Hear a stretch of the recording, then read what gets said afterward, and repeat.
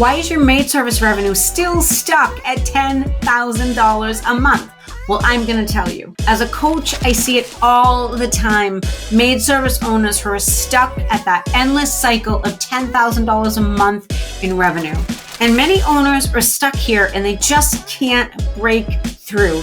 It feels like that endless hamster wheel. And let's face it, if you're cleaning on top of trying to run the business, you're just exhausted. What can you do to break through? Well, for one, you have to hire. There's really no getting around that, right? No getting around it. You are looking for people who want to grow with your company. So the better you get at weeding out the applicants that aren't a right fit for your company, the more you're in a position to grow. You're looking for potential leaders who can lead your team so you don't have to anymore. Building your tiers of management and training your leaders to lead is what gives you your freedom and gets you out of cleaning. Remember, your freedom isn't free. You have to work for it. Second, you must implement a dedicated CRM like ZenMaid. ZenMaid keeps track of your clients, allows you to take credit cards by using the dedicated scheduling features as well in booking forms. It allows you to do things like map optimize your clients and capture a lead instantly.